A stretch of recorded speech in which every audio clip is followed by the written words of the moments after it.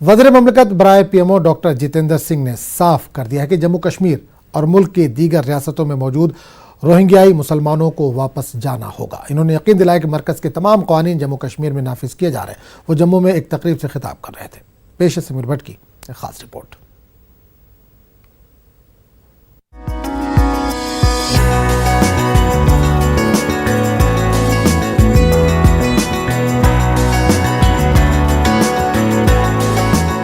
Convention centre Jammu में लोगों के एक बड़े मजमे से खिताब करते हुए मरकजी वजीर ममलिकत बराए पीएमओ डॉक्टर जितेंद्र सिंह ने कई अहम मामलात पर तबसरा किया।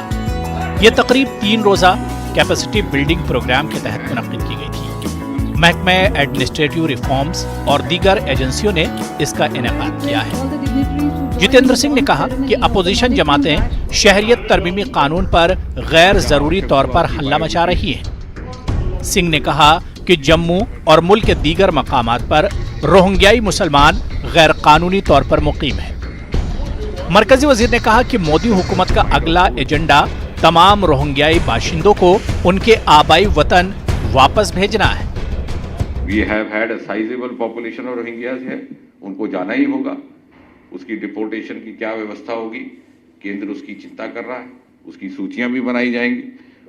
जहां जहां आवश्यक हुआ उसकी बायोमेट्रिक्स प्रमाण पत्र भी दिए जा रहे हैं।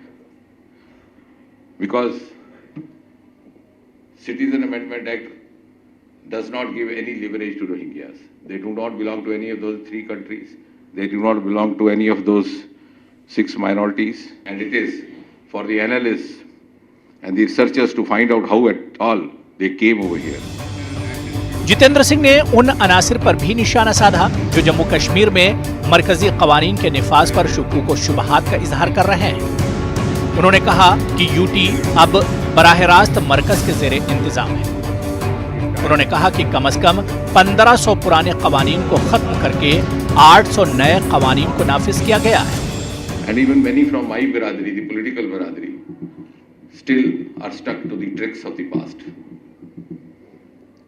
And I'm saying so because every third day you hear some fringe voice कि साहब रेफ्यूजियों का क्या होगा, शरणार्थियों का क्या हुआ, वो वादा कहाँ गया, ओबीसी का क्या हुआ, डोमिसाइल का क्या हुआ, मिनिमम वेज का क्या हुआ।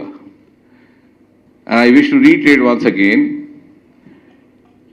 that everything has already happened on the midnight of 31st October. And this is a government which doesn't make much of noise.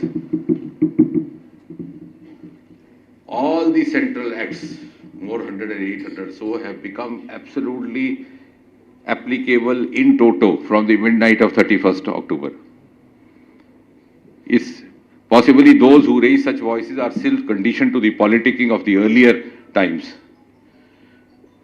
This UT is reporting directly to the Union Government, to the Union Home Ministry, and the governance laws are as per the DOPT guidelines. Is it possible at all कि 370 भी हट जाए, UT भी बन जाए और OBC का जो प्रावधान देश भर में यहाँ ना लगे?